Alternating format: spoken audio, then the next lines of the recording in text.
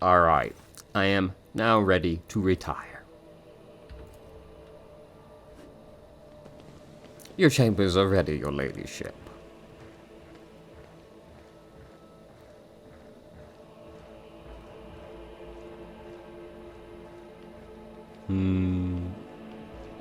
Guards, intrude. Quiet. Time to sleep.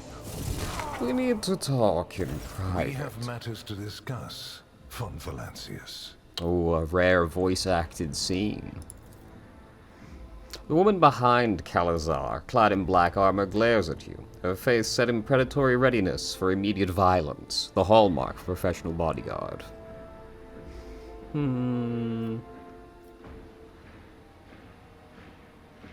Fine, you know, this just doesn't seem like a great idea there, to be honest. If the Inquisition wishes to talk to me, I am glad to be of its service. A commendable openness to cooperation. It will be taken into account. Master Van Kellox has spent enough time with you. He will vouch for your words. What stands out from your recent accomplishments is the suppression of a rebellion on Janus, the battle against the archenemy's minions on Kiava Gamma, and, of course, the unusual interest the Drakari have shown in you. That is what we will discuss. After saying these words, he shoots you a searching look from under his brow, like a regicide player who just made the first move and is now watching for his opponent's reaction. This feels an awful lot like an interrogation. Does it? We're in your chambers, not a confessional cell. You're in perfectly good health, and none of the varied and fascinating instruments and procedures that expedite candor are being applied to you.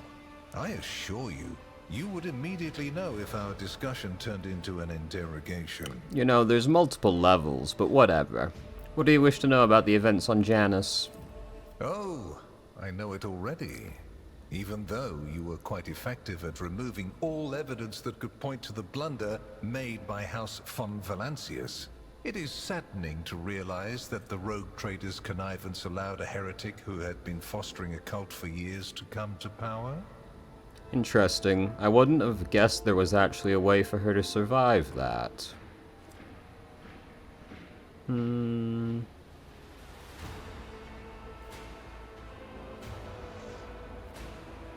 Fistenza's misdeeds are a stain upon my dynasty's honor. I admit it.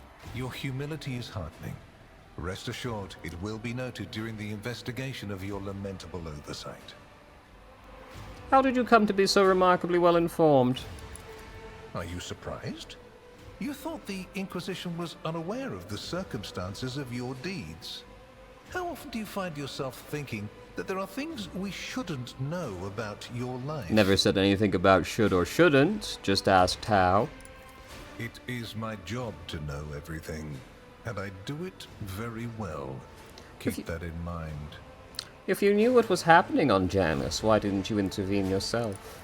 I cannot satisfy your curiosity without disclosing information of the utmost secrecy. I will say only this. We had the situation under control. There is a tangled knot of perilous events in progress in the Coronis expanse. Plucking even one thread must be performed with great precision and caution, without any room for error. A masterful question dodge, I must say. Because you do not want to know the price of such an error, or what forms it might take. What questions could you have for me about Kivia Gamma? Places touched by chaos must be purged with fire and condemned to oblivion. Kiava Gamma should have been bombed to dust and pronounced a forbidden world. However, you decided otherwise and restored the colony's operation. And you didn't even go to the trouble of hiding the traces of the neglect committed by your dynasty. After all, it was House von Valancius that gave Cubus Delphim so much freedom that he sank into seditious heresy. What was your rationale?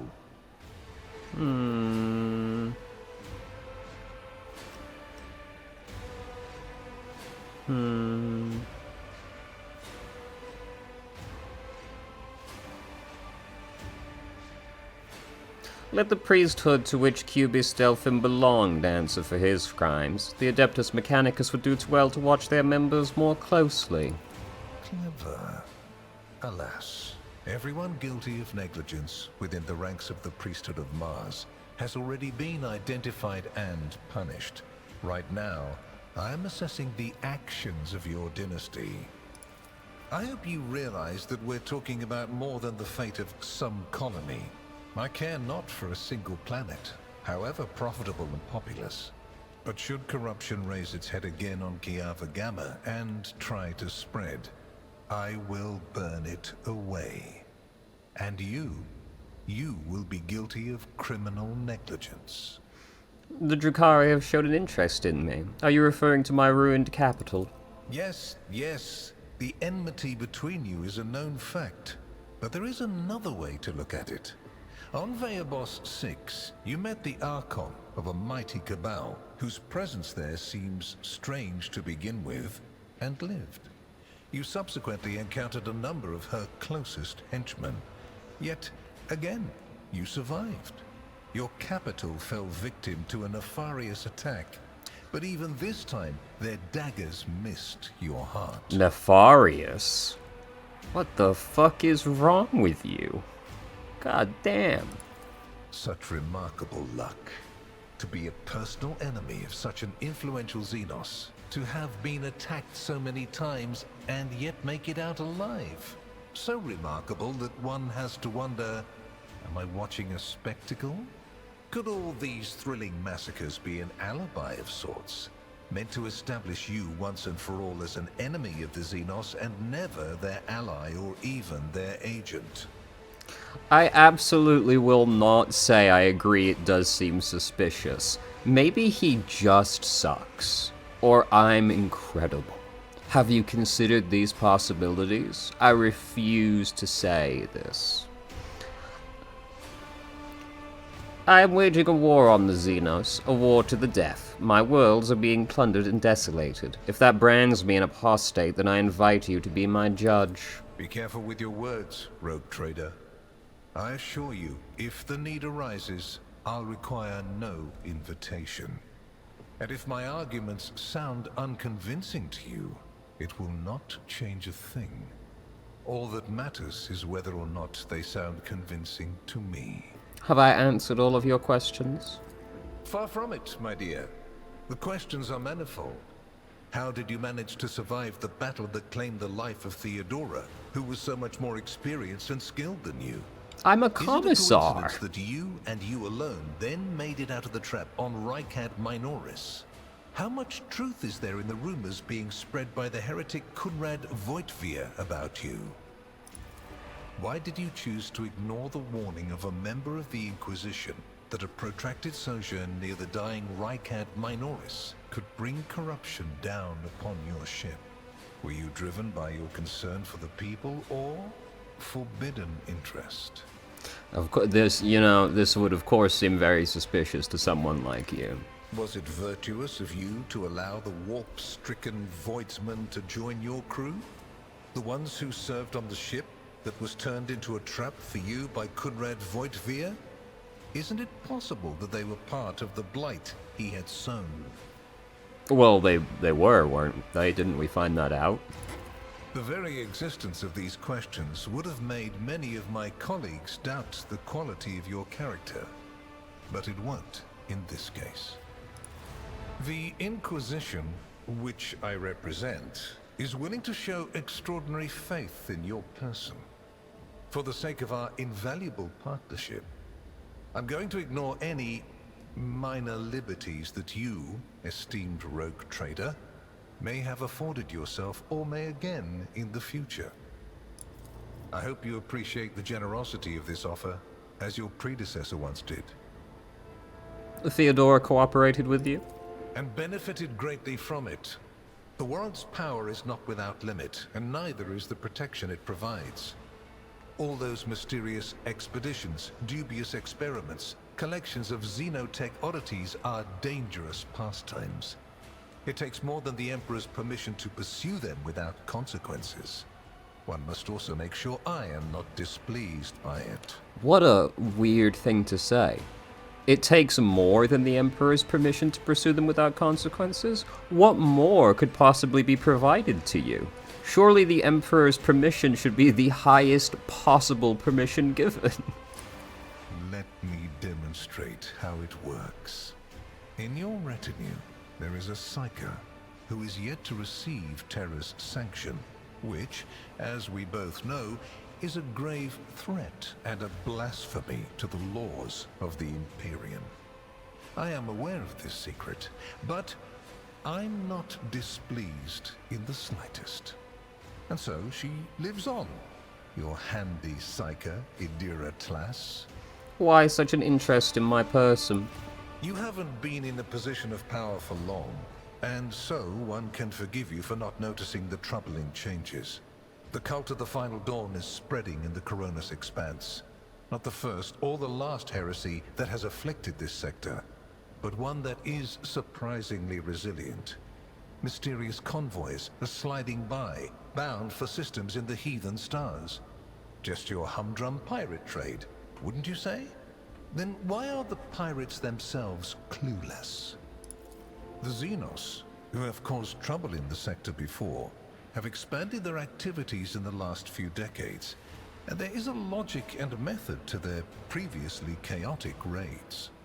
Even 2 packs of space wolves, blessed space marines summoned in my name, did not cool their interest in the Expanse. Well, the wolves are cringe. A mighty explorative fleet, which has studied the Expanse for hundreds of years, has suddenly stopped responding to communication and sunk into a dispute over a tech heresy that was considered dead a couple of centuries ago. House Chorda has clamped down on insurgents, yet its acts of brutality breed troublemakers just as quickly as they're executed, and this bloody carousel has consumed the attention of the esteemed Incendiar. Caligos Winterscale has abruptly lost all interest in his domain, and his only apparent concern now is hunting even more dangerous xenobeasts. It's Caligos? That's so much cringer. And the third and final rogue trader has unexpectedly perished, stabbed in the back by her own Master of Whispers. The Expanse is swiftly losing its protectors right when communication with the Imperium is being disrupted by the raging warp.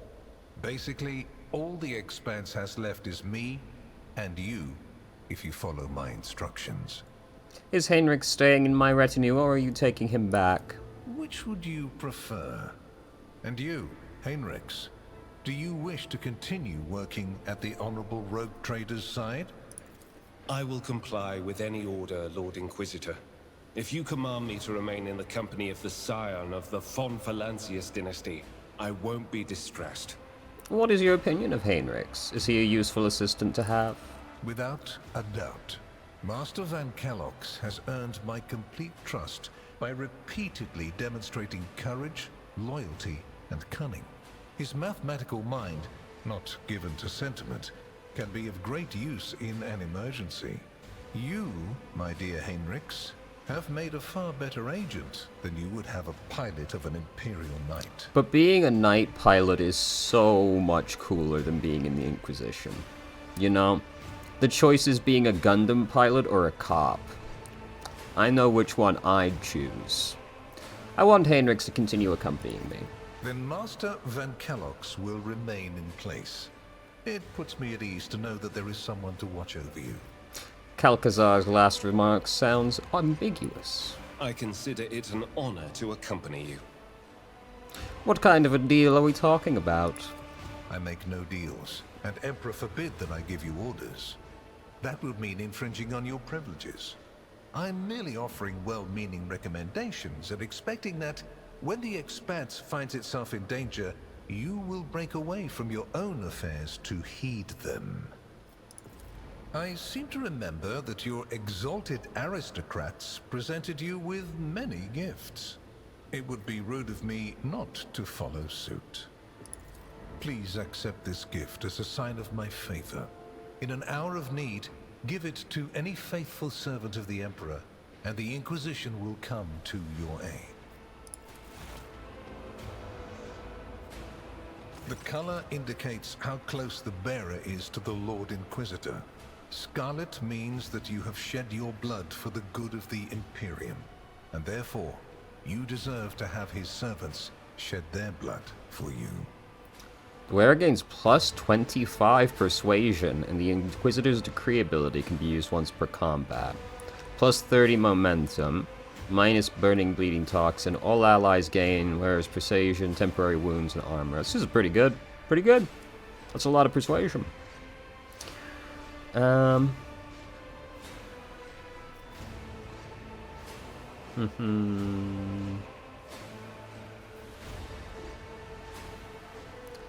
behalf of my house, I, Ophelia von Valancius, hereby promise and guarantee to offer the Inquisition my assistance, any assistance it may require.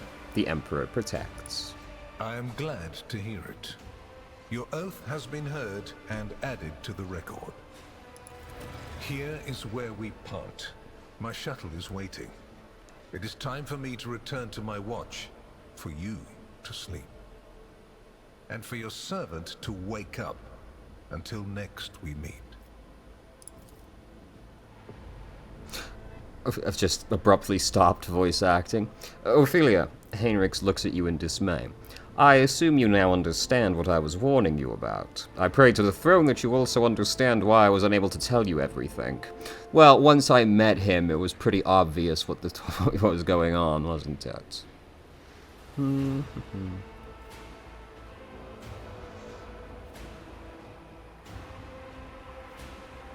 I understand, and I will not force you to choose between me and your duty. Heinrichs lets out a breath and nods. The rumor of a smile plays at the corner of his mouth. You have had a difficult day today, Ophelia. I'll leave you to your sleep. Your protectorate and your vassals will be waiting for you tomorrow. Good night, Ophelia. This is the wrong person talking, isn't? Okay. Goddamn, guys, come on. You haven't at least patched this? Good night, Heinrichs. He inclines his head, and after glancing at you once more, heads for the door.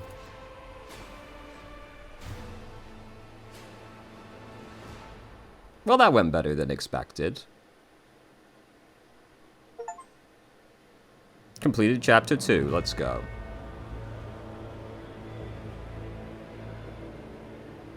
The rise of the rogue trader Air restored a tenuous equilibrium to the Equilibrium? protectorate.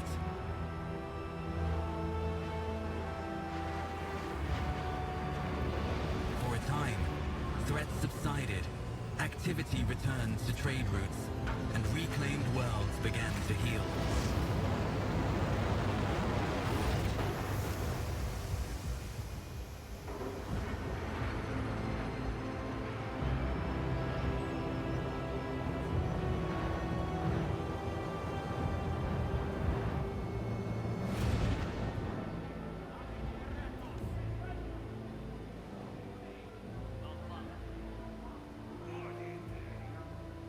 The new Lord Captain's subjects praised the God Emperor and their leader wholeheartedly. For none knew what fate might await them.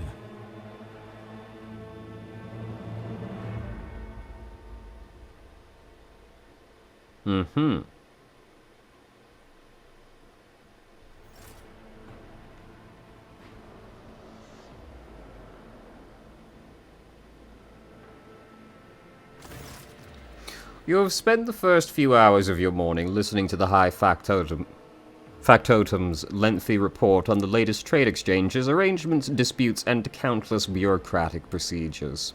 From outside the illuminated, tightly closed windows, you can hear the muffled sounds of Dragonis and its everyday life, the life that has been passing you by lately as you have been preoccupied with the affairs of your protectorate from dawn till dusk. Clementia barely contains a yawn. Once Jaris Donrak has finished, she pulls out her data slate. Thank you for your report, High Factotum. Your work is highly appreciated both by everyone here and the Adeptus Administratum.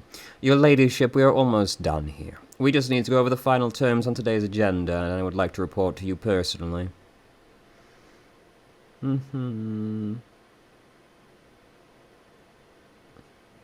Truly the God Emperor has blessed me with such diligent subjects. Speak. Allow me to pass on gifts from your loyal subjects, the high nobility of Dragonus. It goes without saying that every living soul in your protectorate is blessed to serve your ladyship faithfully and wholeheartedly.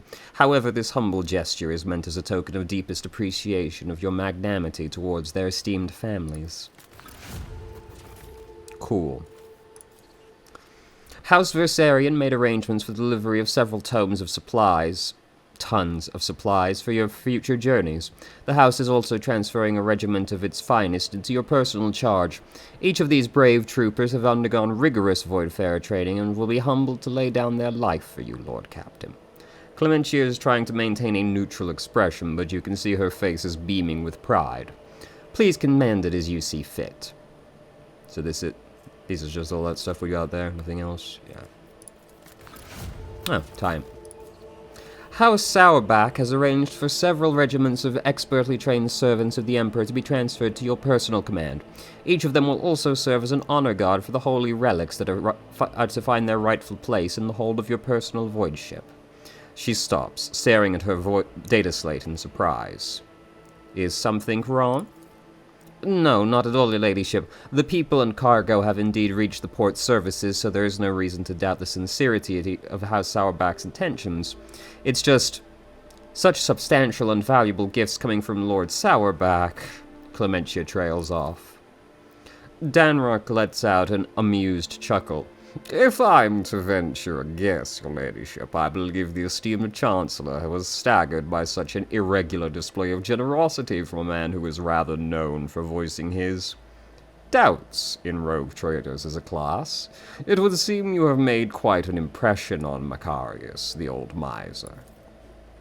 Lord Captain, news of a particular import has come from House Intelligence's network. Lord Inquisitor Calcazar is rumored to be planning a visit to Footfall. A number of Imperial Navy ships were commandeered by Lord Calcazar, and they're also scrambled to Footfall. Furthermore, we have received reports claiming that secret passages were delivered... passages, were delivered to the capital worlds of House Chorder and Winterscale. It's possible the Lord Inquisitor's call to arms may smother the conflict that is brewing between the two dynasties.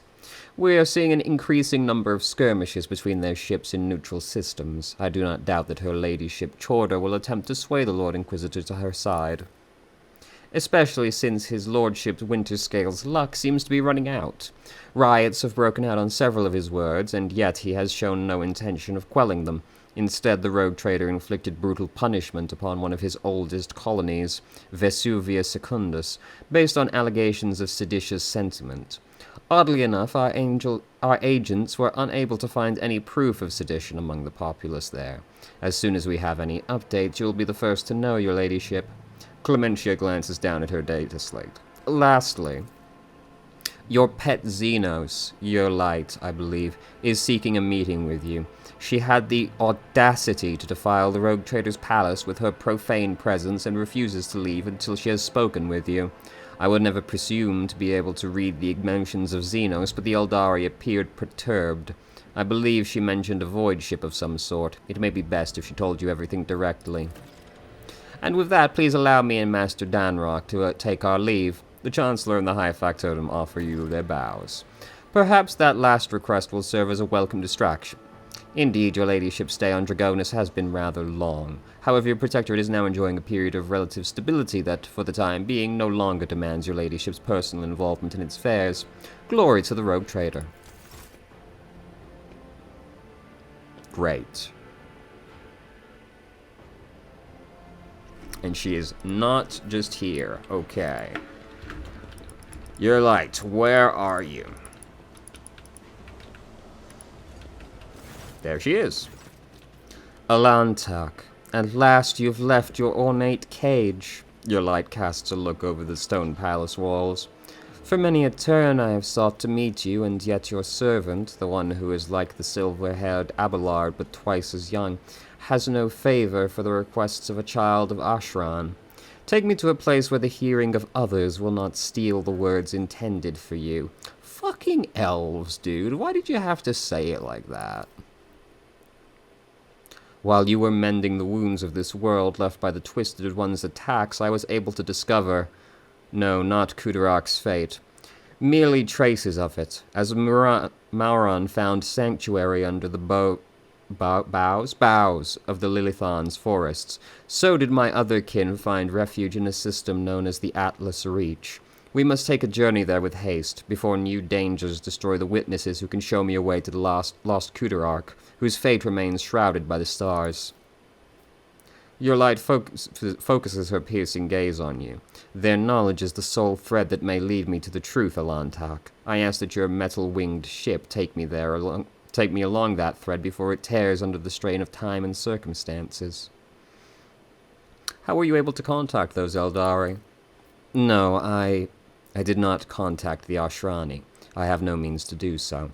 But I had enough time to explore the stone jungle of your world while you were preoccupied with your urgent matters. The path of the outcast has taught me to observe and listen to the world around me. In this case, the throngs of Monkey at the port, errant conversations, rumors, chance words, like parts of a speckled mosaic, they came together to form a hazy image. My kin were last seen in the Atlas Reach, and now all we have to do is pull at the web of connections and possibilities to uncover what is concealed from the unseeing eye. Fucking elves, dude. Give me the coordinates and I shall take you wherever you wish to go. You will? The ice in your light's eyes melts away for a moment. Thank you, Alantak. If this path takes me to the truth, I will be indebted to you. A rare happening between our kinds. Not really, if I'm being honest with you, but that's okay. Alright, well, I guess that's next on the agenda. Oh, hello. I kind of just thought a random encounter was going to start. I just got a message that somebody was here. Elantak, I finally found you in this dwelling. Your light comes closer and smoothly makes an unfamiliar gesture with her hands. This symbol has many meanings: humility, grief, loss, shame, regret. I hope you will accept them all, because I am sorry for what happened to your world, to your subjects, to your palace, and for what my kin did to them. Your kin? You've never referred to the Drukhari as such before? For a few seconds, your light is silent. We come from the same source, Alantak. We share the same blood, even though the Drukhari's blood is distorted and their souls empty. It is a fact that cannot be simply brushed aside. Why are you apologizing? It's not your fault. Your light shudders, so slightly that you almost miss it. She opens her mouth, then turns away, searching for the right words. My words will not heal the wounds nor bring back the fallen, and they will not restore your protectorate. However, your light falls silent again. Her deep, piercing gaze seems to reach down into the very depths of your soul. Your light? Look, Elantak, the gaze of a child of Ashran can penetrate deeper than any monkey's, and I can see all the heaviness that has accumulated in your soul during our travels. I see it in your gestures, in the tilt of your head, in the change in your scent. If you'll allow me, for this is the first time you've heard your light sound so indecisive and guilty. I'll help you cast off this burden and cleanse your soul and mind of worry. What do you mean? I feel perfectly well. Perhaps that is the song your body sings to you, but the exhaustion of mind and soul is much more subtle and easily missed. How exactly are you going to help me? It is difficult to describe, Alantak, but your soul shines bright and your mind is strong enough for you to be able to immerse yourself in your own mind and cleanse it of unnecessary cares. I am still not sure that your species is capable of such a thing, but it is worth a try. If nothing comes of it, then the only thing you will lose is a small fraction of your time. I will be your guide on this journey. I will help you to enter the meditative state, to get to know yourself. Of course, that is if you will let me. Immersing yourself in your soul is a deeply intimate process, but you will not be able to do it without me. Your light thoughtfully brushes a strand of red hair away from her face, and I promise you, Alantak, that I will not judge you. You, your world, or anything that takes place inside it. We will only see what you want to see. Embers of genuine curiosity glimmer in her emerald eyes. To know a human soul is a unique opportunity for an Eldari, and your light's uncharacteristic caution and uncertainty imply that she is also discomfited by her own keen interest. And you are a little curious to see what's inside my head, aren't you? Your light, looking offended, crosses her fingers in a new gesture. Meditation is not a tool for achieving lowly goals. It is a healing spring for the soul. Very well, your light, show me my inner world. Your light nods slowly. She's clearly surprised by your compliance. Then we need to find a suitable place, somewhere quiet and serene. Let go of everything, Kalantak. Doubts, fears, emotions. Okay? Good. Now try to look inside your soul. Look at it, shining timidly, and dive in. Inner world.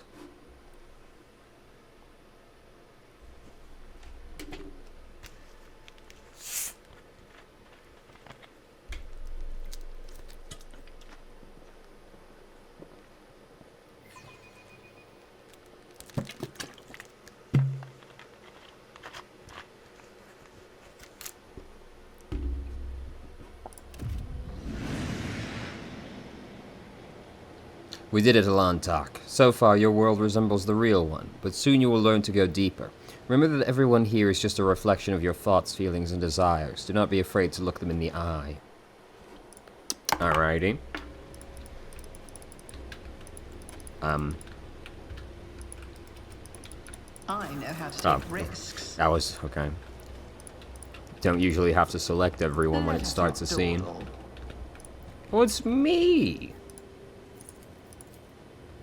Fresh blood soaks into the priceless silk coverlets, forming an ugly stain under your corpse. All sentient beings are afraid of death. You have to accept the fate. Okay. Always keep your eye on the prize. Everything you have now is served to you on a silver platter, but do you deserve it? Accept your fears. My bad. I always have a backup plan. Wow, I'm everywhere. Dispel your loneliness. What about the other stuff first? Stop addressing an acolyte of the Holy Inquisition as you would an admirer to a high society function. Okay. When duty closes around your heart like an iron trap, would you choose intimacy and... Okay. Rise to the top. These would be the ones that don't last very long, huh? We got rid of one rogue trader, now we'll get rid of her too. Everyone from the lower decks to the senior officers hate her. I hear their Vox transmission. Mutiny is brewing. As long as I can still use her thrones, I don't care. Fair enough. Once betrayed, it's hard to put one's trust in others again, especially those closest and most loyal to us. I always Dispelled. keep my options open. Of course I'm with you only because of your throne and your power, Shireen. You didn't hope my feelings were genuine, did you? The fear of being used, we all have it. But the more we have to give, the stronger it grows. Is there money to be made? Have you already forgotten me, Ophelia? Though don't ever forget me, not even for you. I don't know who this monkey is, but your memories of them are akin to the slimy mud after the rain. You interrupted my thoughts. Hello, Spot. Please do not stand in front of the camera. I would appreciate it. Keep your eye on the prize. The burden of responsibility lies on your shoulders, Alantak, and your soul grows dull from weariness.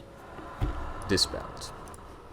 I've clicked outside of the window. I always have a backup plan. I've done it again immediately afterwards. Ugh.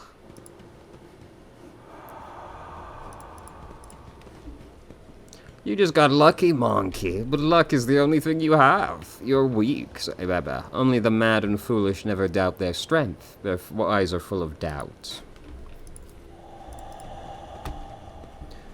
Putting on airs, Lord Captain. You're as distant from the common folk and as Okay. Let us not dawdle. I'm proud of you, Ophelia. You've become a worthy successor, and perhaps even the best Lord Captain. Some words you need to hear at least once to believe them. I always keep my options open. Lord Captain, your decision will doom us all. Lowly pirates perish, risking nothing but their... Okay. That one was gone, right? Alright. Well, you know. Keep your wits about you. That was everybody, wasn't it? Yeah, she's gone. Oh wait, there was someone there. It's, you know. Oh, hello. I think I just loaded something. Oh, yep, it sure did. Just as radiant as others see you. The fuck are these? Yes, Spud, hello. I always have a backup plan. Accept yourself.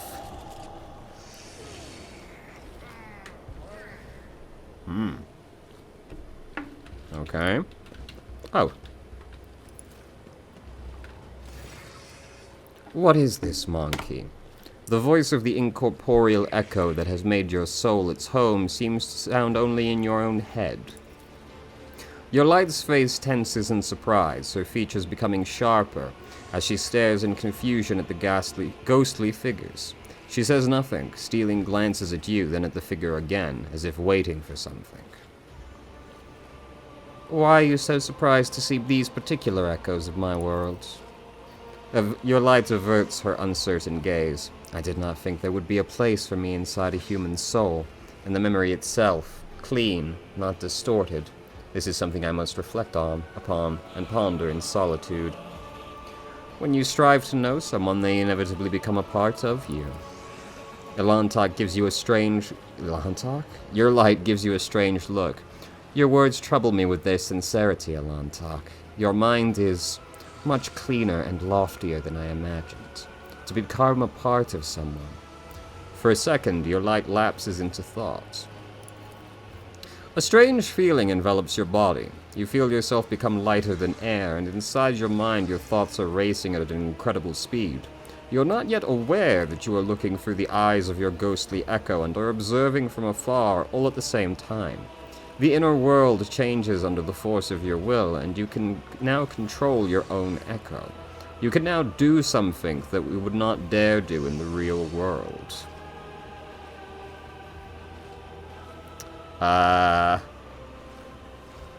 Well, you know, this is obviously where you do the romance thing, but we've already picked someone for that, and of course it's gonna be Jai, you know. Argenta's not an option. Sadly. Because, you know, fucking Sisters of Battle. Apparently, rumor has it she was going to be romanceable, and Games Workshop said no. The sister can't fuck. Disgusting. Make your echo embrace your light's echo. But does that... surely that's not romance as well, right? That's just like a hug? That can be a friendly thing. When your soul's echo touches the ghostly skin of the Eldari, the real your light recoils in horror. So these are the dormant desires lurking in the depths of your soul, monkey. I promised you I would not judge you, but this is not something I can tolerate. Enough. I guess she interpreted it as a romantic thing all the same. Oh, wow. I wonder if all three of them were going to generate the same response, actually. It's just like, all of them are a romantic thing.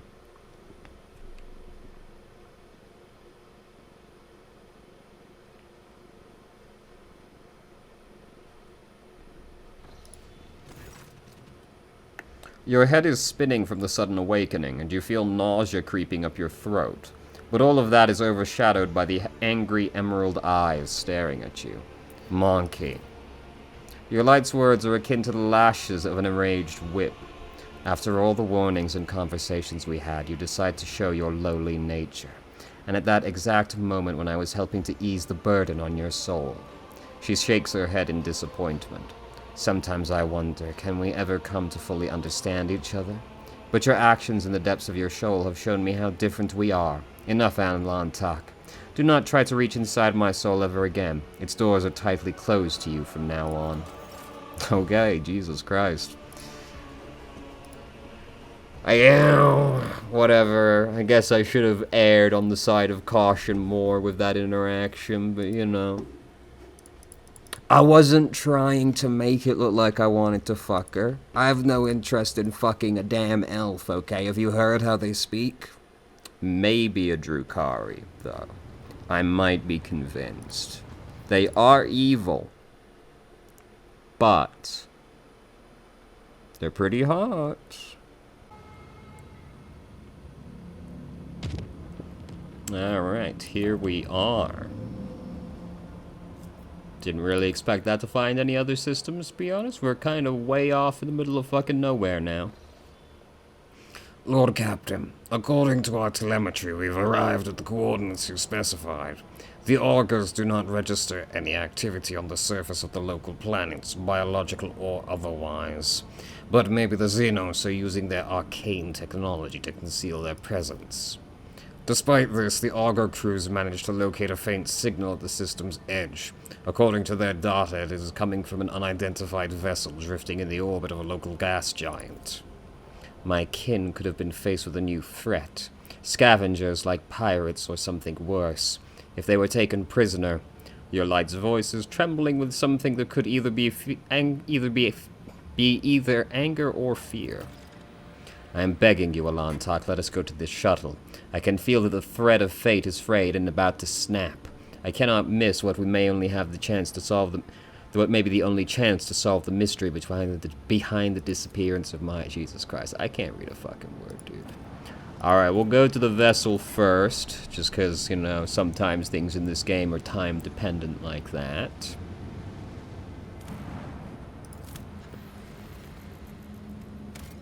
Let's go. Dude, where's the fucking Space Marine, though? We're in Chapter 3. There's only 5 chapters in this game, and we still haven't met the Space Marine? Where are they? They're the poster boys.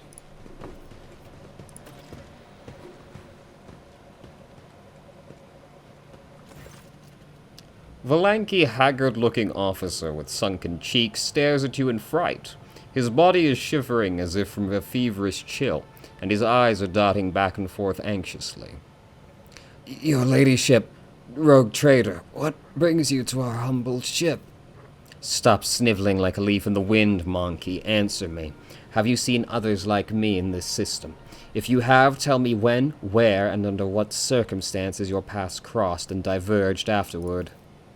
The officer's eyes widen at the sight of your light. His face grows even paler than before, and his lips move in a wordless prayer, unable to utter a word in response.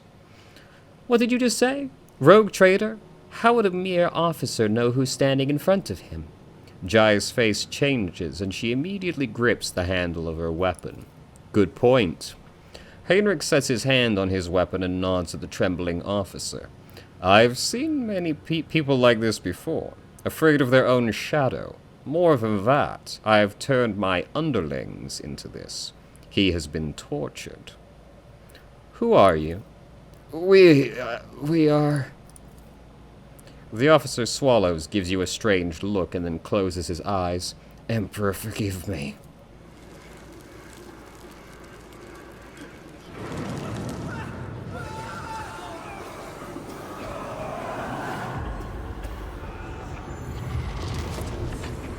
What the fuck?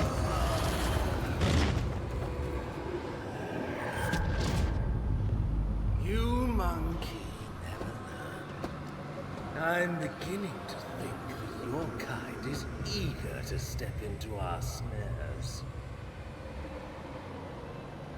Uh-oh. We're being captured by the Drukhari? You gasp, sucking in the poisoned air, each breath scorching your insides with liquid fire from throat to lungs. Every cell in your body is engulfed in maddening pain, as if you were being doused in molten metal, skinned alive, and subjected to yet another form of torture. You hear sounds coming from somewhere far away, the moans of your people, the shuffling of bare feet, and light footsteps slowly getting closer. Really? That last bit was voice acted, but not this? Rogue trader, a long-awaited meeting indeed. You can barely see anything through the haze of agony, but you still remember the voice well. the voice of the Xenos who devastated your capital world. Marazai's face is hidden behind a helmet, but his tone leaves no room for doubt. He is smirking. Your light, who is writhing in pain next to you, and is barely able to breathe out, No. What have you done? Are you dissatisfied, my kin? I promised that you would have your precious craft world survivors, and so you will. I will take you to them. I might even be there to witness your jubilant reunion. Damn you. Hendrix growls hoarsely as he tries to get up, driven more by rage than anything physical strength. I will strangle you both myself. Marazai nonchalantly kicks the arm Hendrix is using to prop himself up, and he tumbles to the ground. That seems unlikely, Monkey. Both of your fates are now mine to decide. Servo drives wine under the tech priest's scarlet robe in a dogged but fruitless attempt to lift his body. The inferior flesh has betrayed me. You must have punished it poorly, Iron Monkey. No matter. As a captive, you'll learn how to apply the art of torture to make it feel the very thought of betrayal. Marazai takes a close look at your companion, squirming in agony, then gestures nonchalantly to someone you cannot see. Bring in the injectors. The Monkey I promised to Tervantius are among them. I do not want these wretches to move an inch until they are in the hands of the Arch-Missionator. As for you, there's a disturbing gleam in the Draken's eyes. You will have your share of paralyzing dreams too. But I'm going to keep you. You are far too precious to be surrendered to a madman playing with fire. Imagine blaming your light right now. Devious Xenos, I'll see you both dead. Oh, what a display. Do you truly put your trust in my cousin? Do you think that, between a monkey and her blood brother, she would choose you?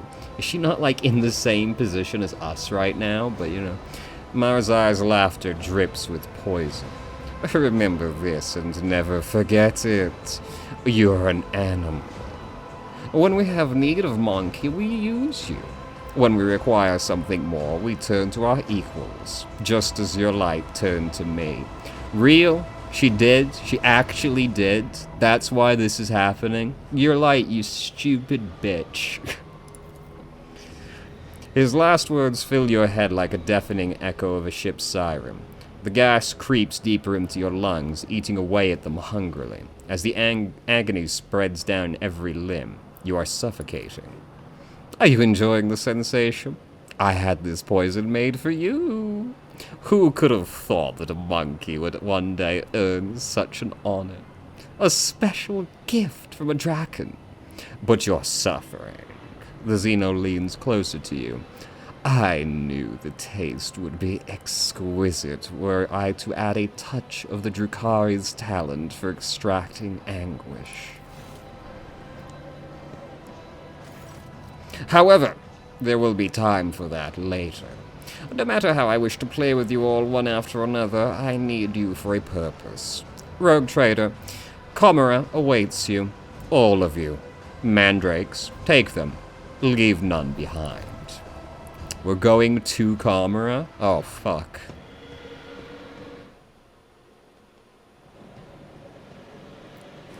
Chimera is a tough place to get out of. In fact, pretty much no one does, as a matter of fact. You know, it's kind of that way, being stuck in the webway.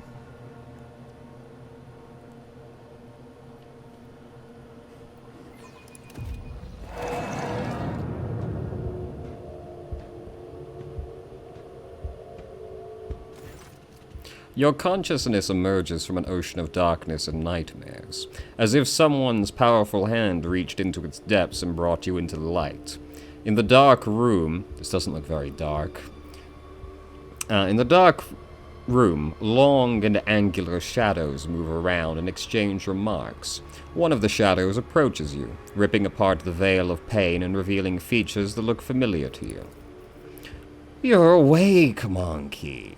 Marazai's voice is sickeningly sweet. He's looking at you with idle interest, rolling a soft and milky-colored object from one hand to the other. "Our toxin masters spared no effort to drag you out of the induced dream. I must commend the nightmare weavers. The emanations of fear you exuded in your delirium are worthy of the highest praise. However, it is time to finish what you were brought here for. It's time for the good work. It's time to work for the good of the Cabal, rogue trader." "What do you want from me?" "Only the truth, monkey. So very simple, is it not? A little honesty before the powers that be. I have the tools to extract the most coveted mysteries from the deepest recesses of your mind. But I'm not interested in your personal secrets. I only want that which will protect my Cabal. Where are the others? What have you done to them?" "I do not know, rogue trader. Perhaps they are exuding suffering in one of the choirs of pain and torment. Perhaps they are rotting in one of the vats on the tiers below. I care little for their fate. As for your little friend from the craft world, oh, you are going to meet her soon. I bet you cannot wait to look into the eyes of the one who brought you to me, can you? Burn in the Emperor's scorching light, you filthy Xenos." Mazarai clicks his tongue and gently caresses the object in his hands with the claws of his glove, making it emit a little squeal. "It looks like you've acquired a taste for pain, monkey. Have it your way, then. Resist the inevitable and to know a new facet of suffering." The Drukhari gestures to one of the shadows near you, and your head is forced backward. Marazai brings the whole hand holding the strange object closer. You manage to make out translucent, glossy skin, bluish pulsating organs beneath, and a little head with serrated jaws, before the Drukhari pushes the larva into your mouth. Into your face, not my mouth. Probably the same thing, to be honest. Sensing warmth, the creature springs into motion. A moment later. It springs into action a moment later. Jesus Christ. As it blindingly pokes at your skin, it discovers your nostril and rushes forward, stretching the skin and tearing through the mucous membrane. Unbearable pain overwhelms you as the larva begins to force its way through the soft tissue and cartilage, each of its movements causing a crunching noise to reverberate through your skull. The creature greedily bites into the flesh and moves ever upward, past the bridge of your nose, past your eyes, and then something alien invades your consciousness. I hate this. Darkness clouds your eyes, but the sensation of an alien presence does not relent. This is not a conscious mind, but something primitive, yet unbelievably strong in its unknowable pursuit. It is crawling around in your thoughts, scratching them with its sides, and changing their shape. Perhaps all this is just a bad dream, a quirk of the intellect exhausted by endless troubles. A culminate of a mind too weak for the burden it was made to carry. A stray light dawns at the edge of your perception.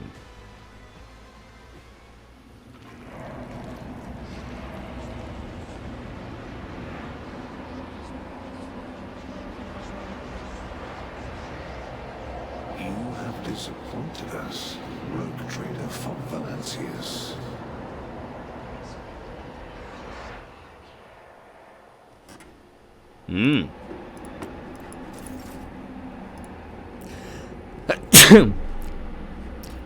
We've identified the breed of Xenos that pose a threat, the Eldari, humanity's ancient and insidious foe. How is it that you were the only soul who managed to escape the trap? Yeah, we just saw this not that long ago. Do my eyes deceive me? Explain yourself, Galantak. Why is there... Yeah, Rise to the top. Are accused of consorting with Xenos, betraying the Imperium, and neglecting the interests of humankind. That does sound like me. Pulsating strands stretch from under Cassia's headpiece, one wrapping around her neck, while the other, Others drain her lifeblood through her weeping eye sockets and mouth. Every exposed area of Argenta's skin is mottled with an intricate pattern of scarlet blisters, crimson indentations, and charred tissue. A passing ray of light reflects off the countless tiny blades that look like they sprouted from inside Idara's body. All of the Cold Trader's bones were broken. Her augmented arm was ripped from its socket, and the bones of every finger on the remaining hand are twisted and sticking out at strange angles. Pascal's augmetics were separated but not extracted from his body.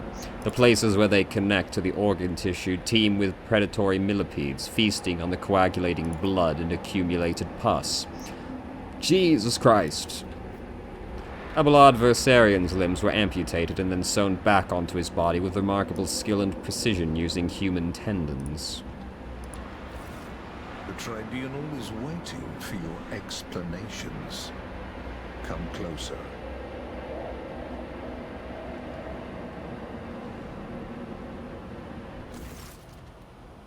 And here comes our principal witness, the rogue trader herself. Heinrichs gives you a cold look. If the presented evidence was not enough to convince you, her testimony will conclude this confusing case full of oath-breaking lies and heresy. You dragged this girl into this trial and now expect someone will lend an ear to a lowly heretic's testimony?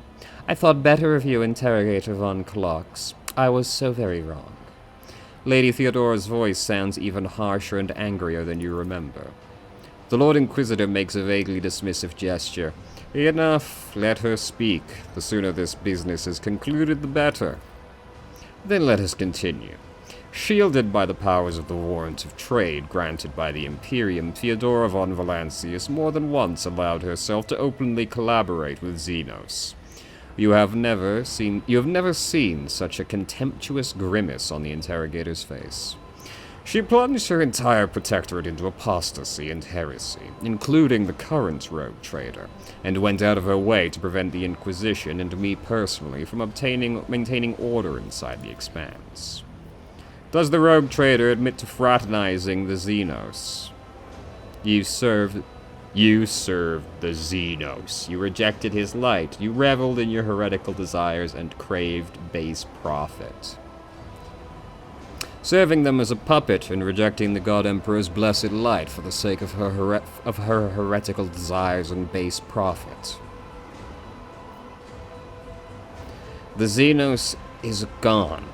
Why is the Lord Inquisitor here? And Theodora's reanimated corpse too. Didn't she die? Everything is wrong here. Died, you say? But who are you talking to if I did? Theodora von Valancius is alive. You were her loyal servant, and she made you serve the Xenos. I like how even the decision consequences betray you here. like, they're not actually real.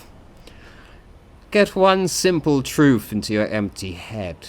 Your role in these events is negligible. You shall thank me, the god... You shall think me the Emperor on the Golden Throne if I so choose, and think me dead if it strikes my fancy. But this is not what matters now. Just looking in your direction makes me sick. Why must I speak to the filth? The last words are obviously meant for the court, not you.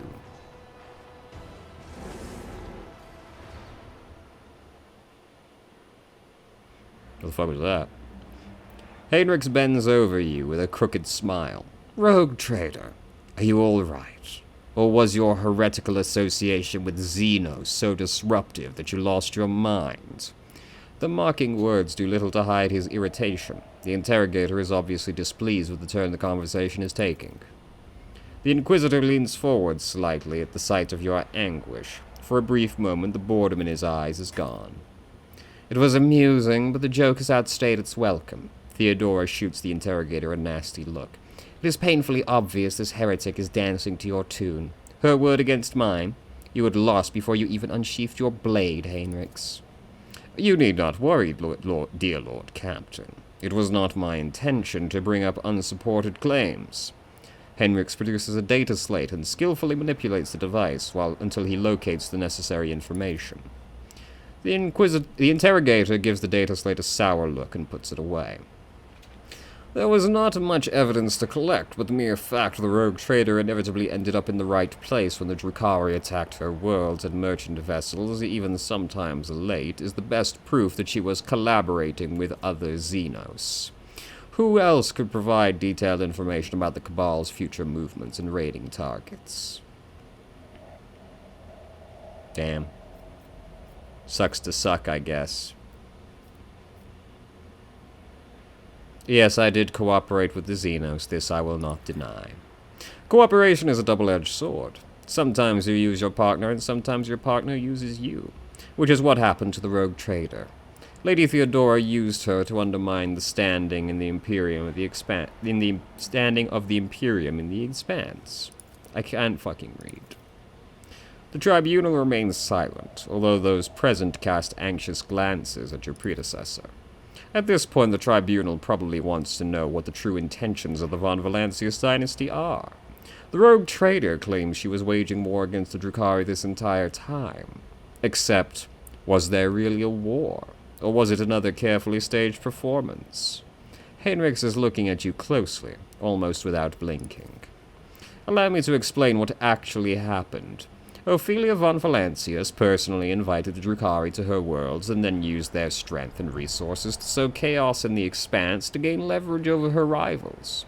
It is very convenient to play the victim while working with those who rob your neighbors blind and terrify the worlds that pay you tribute. How much did you profit from this, rogue trader? Did you think I would not uncover your pathetic conspiracy? Enough of this circus, Heinrichs. I did not set up any attacks. We did it! Rogue trader. Heinrichs addresses you through clenched teeth. You are destroying your only chance to make yourself useful to the Inquisition and to me personally. Do not tempt fate and do not resist the examination. Are you really saying your war with the Drukhari was not a hoax? Then how did you and your foolish subjects know the coordinates of the enemy ships every time? How did you know their targets? Do you think your expert on all things Xenos was shrewd enough to divine the carefully devised plan of the Cabal's finest? No, only other Drukhari could do that. And even then, only a few. This means you were in collusion with them. Bull-headed stubbornness does not befit a woman of your pedigree, rogue trader. But since you have decided to deny everything, I will summon another witness. I'm sure everyone will find it interesting to explore this sordid story from another angle. Your light silently takes a graceful step forward. If the court so desires, my speech will run like a river and wash away your doubts. I found a shard of my home in the rogue trader's chambers. An entire craft world vanished among the stars, the only clue to its fate resting in the hands of this monkey. That was when I began to suspect that she had something to do with the misfortune that had befallen my Kudarak. Do not be deceived by her breed. There is a cunning predator lurking behind the fluttering of fragile butterfly wings.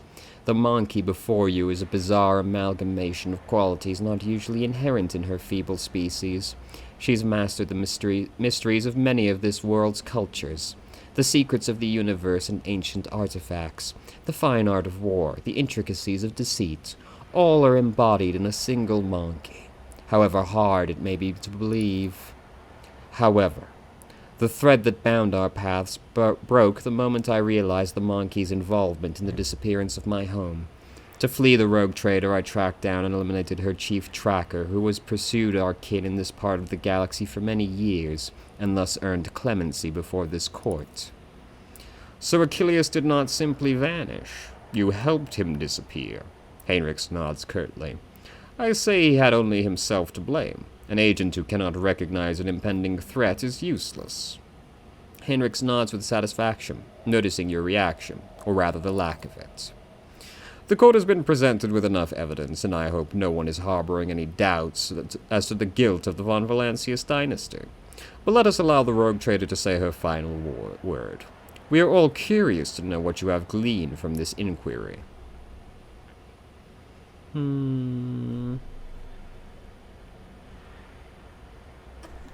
That's bad. Don't do that. Jesus Christ. I am still struggling to make sense of what is going on here. You do not need to understand, Monkey. Well, if ever there should be enough proof that this is, in fact, a dream, that should be it right there, shouldn't it? You've done what was required of you. Now muster your strength. We still have a fun...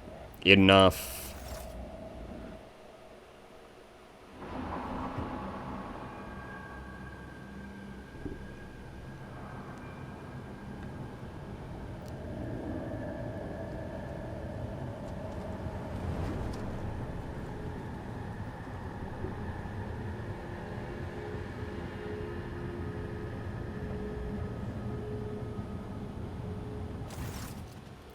After the spell is lifted, staggering pain pierces your body. Darkness clouds your vision, and nausea creeps up your throat, but the wounds you manage to forget soon remind you that you are still alive. The weakness of your subjects is an insult to the Council of Archons and the Supreme Overlord of Comera himself, Yermiris. The commanding, inhuman voice tears you from the vice of agony, and you see an unknown Drukhari in the center of the chamber, whose presence alone causes your insides to clench. Instead of fighting and ripping what they want, and ripping what they are owed from Destiny's hands by force, they dare to crawl into the Dark Palace, begging for favors. Look at the female Drukhari. The Xenos looks menacing, but perhaps she is the personal guard of the Drukhari sitting on the throne. One half of his face is hidden behind a golden mask with an intimidating visage. The other half is showing a malicious, sharp-toothed leer. The Xenos' elaborate armor is decorated with skulls and patches of human skin implanted on countless blades and hooks. He carries himself with authority and ease, as though he is the ruler who holds the threads of fate of all those present tightly in his grasp. The smug grin has fled Marzai's face. He clutches the hilt of his blade and casts a vicious look at the female Drukhari in sumptuous armor. Your light absorbs every word, occasionally wincing in pain and covering her weeping wounds. Her posture and gesture are full of tension. Like prey cornered by a pack of predators, you're like shrinks under the hungry stares of those around her. You stupid bitch. With the greatest respect, mighty Nazraki, Archon of the Cabal of the Black Heart, first among the chosen, voice of the Overlord of the Dark City, bringer of demise, conqueror of 100 worlds. Nazrakai dismisses Mazrai like a bothersome fly. The Council of Archons has heard enough platitudes, Drakon Marzai, and no longer wishes to. Sly intrigues, ruthless chill to the jagged ice. Okay.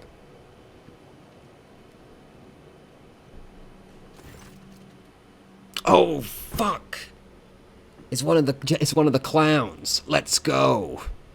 I can't think of their name right now. They're the cool elves. I can't think of their fucking names. God damn it. Whatever.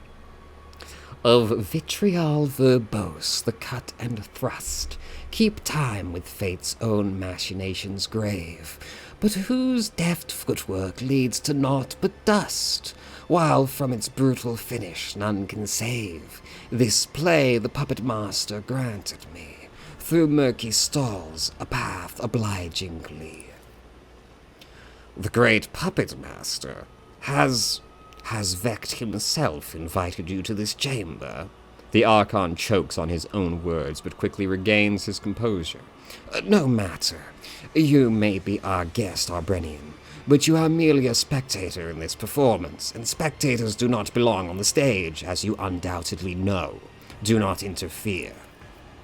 The stranger presses a delicate finger to the lips of his sorrowful mask and says with a twinkle in his eyes, "A shadow in the shadows I will be."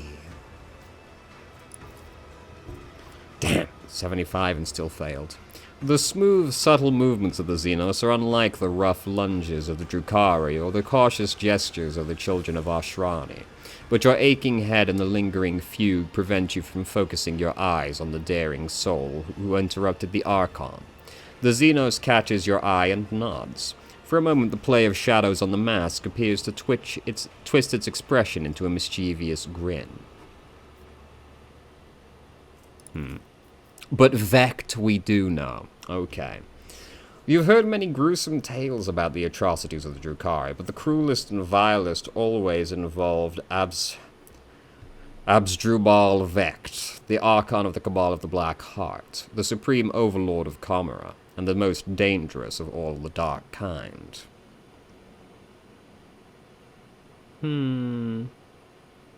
Hey, Archon, or whatever your name is, I shall soon be adding your mask to my collection of Xenos artifacts.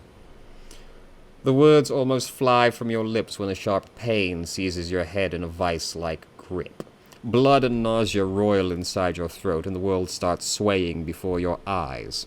It looks like the creature Marzai shoved into your head is still suppressing your will with all its might, but you can already feel its approaching demise. The Archon addresses the female Drukhari standing beside him, his eyes alight with mockery. Not directed at her, however, for he is still looking at Marzai. How does the Archon intend to pay for her Cabal's blatant disrespect? I am waiting for your reply, Yermaris,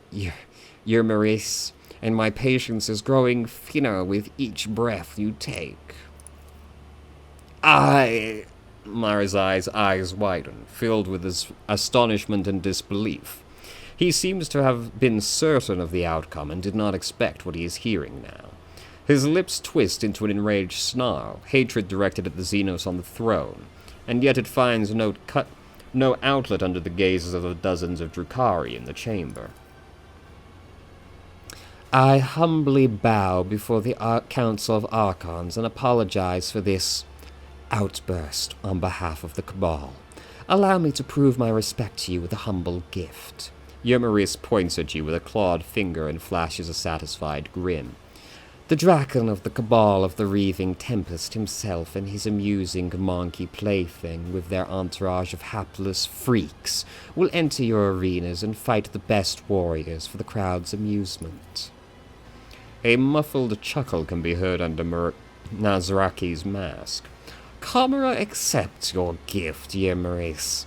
But what should I do, for Mazrai is the first among your blades? Or should I cast him out of the palace and condemn him to disgrace? Or should I be merciful and allow him to leave the chamber on his own? The Archon's chilling gaze falls upon you. I think I know who will make this difficult decision. A creature whose mewling the Council of Archons was meant to heed. Is this not right, Marzai? You will receive what you have been longing for. It will be the monkey who decides your fate. Marzai's face contorts in despair. His gaze shifts from the Archon to you, then to Yermaris and back, but he does not dare to utter an objection.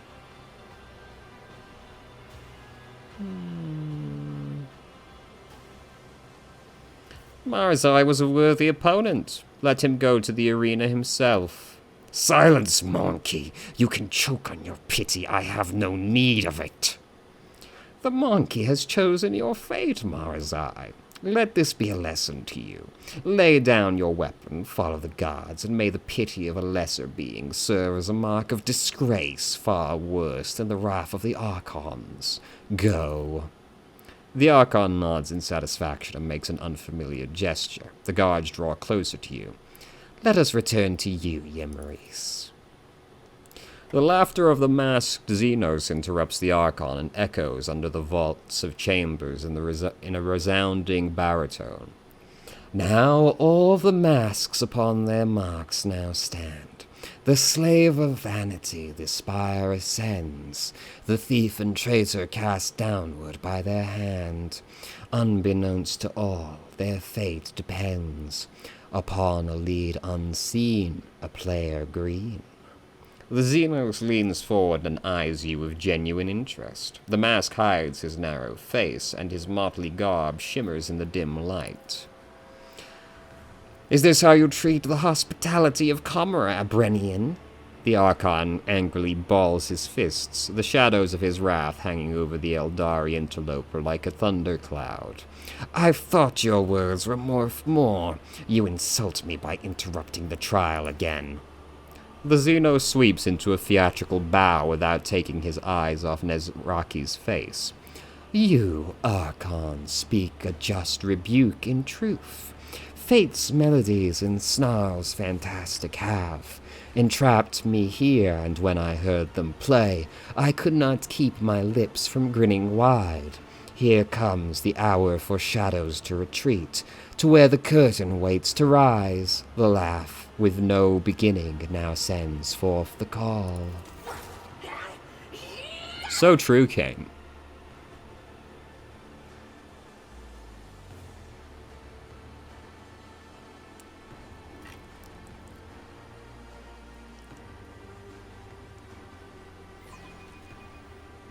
Harlequins. That's what they're called.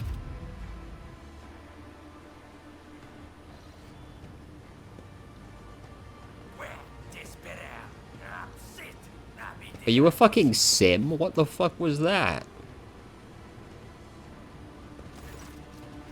The world is an impenetrable haze of warm pain. You lie motionless. No, you rest in the murky gloom, slowly dissolving into nothingness. Sometimes your repose is troubled by unpleasant and persistent tremors coming from the place where your legs used to be.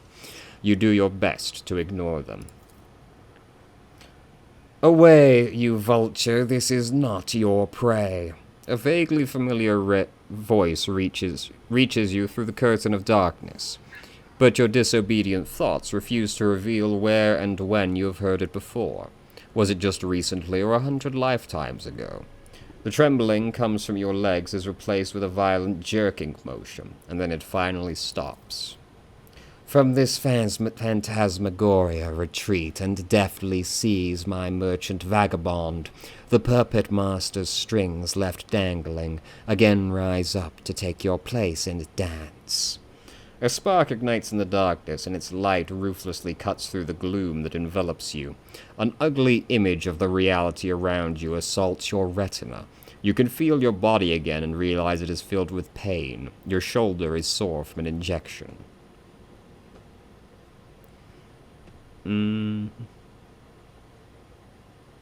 Until I get a cup of recaf, my vital status is yet to be determined. Alas, the bliss of death will save you not. The whirling waltz of chance and gloom you'll dance. A prickling sensation burns your shoulder, and the darkness at last fully withdraws from your mind. Whatever the injection was, it is making, there's a smudge on the monitor. Your heart beat into a frenzied tattoo.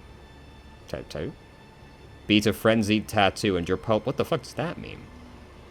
And your pupils narrow, so that you now register every detail of the disgusting place in which you have found yourself in merciless clarity. You immediately regret this decision. Every inch of your body is suffering. There is a dull, debilitating pain in your head caused by chemicals of some kind. Your body is covered in deep cuts, made either for fun or with sinister intent. All of your organs appear to be intact, but the same cannot be said for your blood.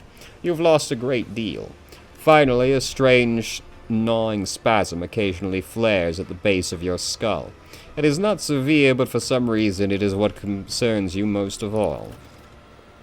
All your equipment is gone, as are your shoes. You do not even have a knife at hand to fend off enemies or to open your veins. You are surrounded by the dead, numerous corpses, mutilated corpses, and pieces thereof. Human, Drukhari, and other Xenos unfamiliar to you lie motionless in this gruesome mortuary. Your eyes refuse to focus on the blurry figure of the person who came to your aid. He appears to be tall, and your mind empathically refuses to comment, for every moment of concentration causes you suffering. I've seen you somewhere before. Who are you? A dream obscure of death, deliverance, illuminating will and agony. Where am I? Among the shadows in the wings you lie, where Tartar pulled the puppet master's strings. The stranger intricately links his fingers to mimic the tools of a puppeteer.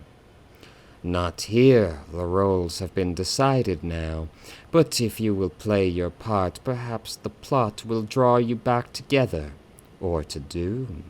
The figure's cruel laughter follows. This overture in verse, the final lines, the merchant's time to tread the boards has come. Embark now upon your pilgrimage, and take my parting gift, a humble prop. The stranger deposits something in your hand and disappears into the twilight. Oh, fuck. A gun. An unremarkable and weak pistol. The engravings covering its surface is far more valuable than any meager stopping power it might possess.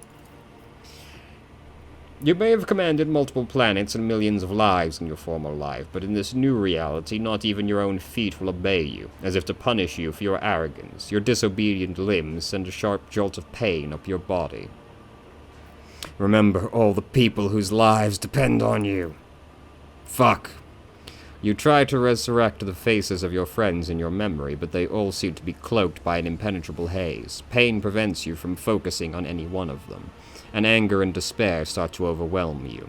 You must remember, you cannot die here. Spurred on by hopelessness, you make another attempt to get up. Your bare feet feel like they've been stuffed with rags and refuse to obey. You have to draw upon all your willpower to suppress the rebellion and stand upright. The pain that engulfs your whole body immediately makes you question the wisdom of this act of defiance.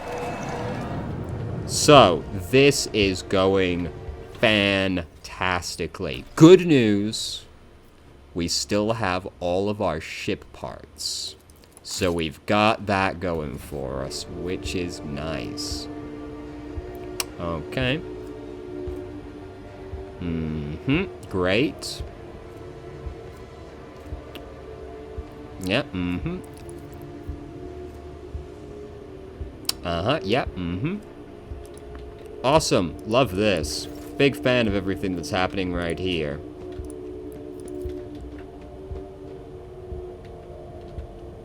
Failure is just a temporary setback. Tremendous. I always have a backup plan. Sir Ugly Beggar. It is nigh impossible to identify this horrendous spawn dressed in rags as a human being, or rather a genetic anathema descended from human beings. The mutant's hideous appearance is complemented by brutal scars and a partially flayed face. You seem to have made an equally poor impression on the wretched beggar. He sizes you up and rasps. You look like a grox pat. How are you still breathing with wounds like that? The beggar's features are appalling to the point of being too offensive to look upon. Damn.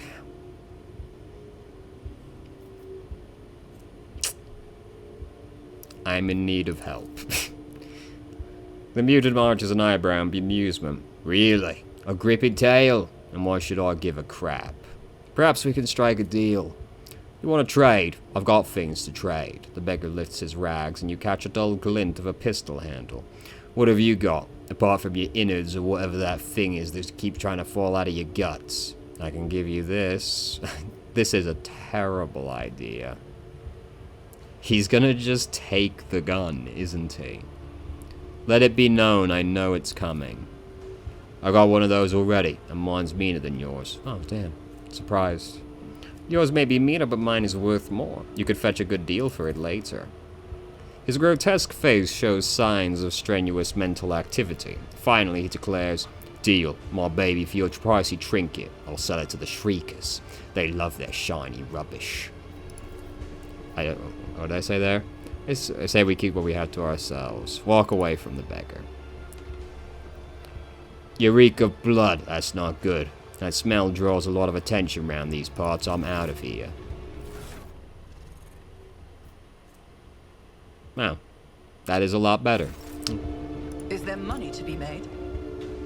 That corpse is mine. I won't let it define. Tremendous. This is going well.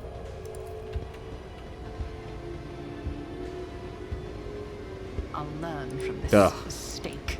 I always keep my options open. Blasted, he killed your people, tore down your banner, and placed it with his heretical rag. Oh. That's not what I expected to say. If you surrender to the cops and lie down, it will be easier to breathe and your lungs will... Yeah, okay. Success is the only outcome I accept. Skin patch. Removes 1 trauma. Let's go. Equip. I owe you a debt. Great. What did it even remove? That's how it's done. Great. Let us not dawdle. Your wounds barely hurt at all, and your body feels surprisingly light.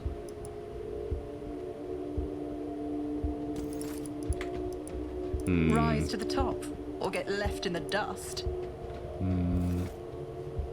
If you surrender to the cough and lie down, it will be easy to breathe, and your lungs will stop burning.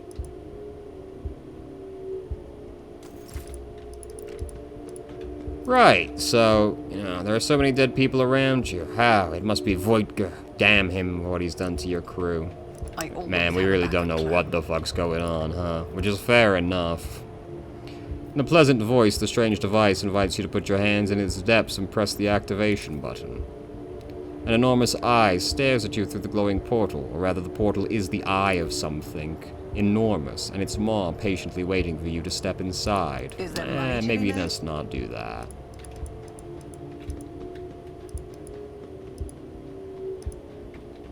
Boy, sure do hate being in camera. Always keep your eye on the prize. Whoa, fuck, we're gonna walk this? You fools, you have a death wish? That's why they came here, to gut people like us. So they're gonna try and sneak past. He did a great job. Yeah, hunters, damn butchers. I always Athletics. get the job done. Too fucking easy. Keep your wits Can we about get you. to these goods without being seen? Let's go. Well, I can't wear that, but, you know. Agility, dodge against attacks of opportunity, and some grenades. Well, beggars can't be choosers, you know. Wait, did I not? I didn't use... Oh, fuck. Disgusting presence out of existence. I'll adorn myself with your flame. Well, that sucks.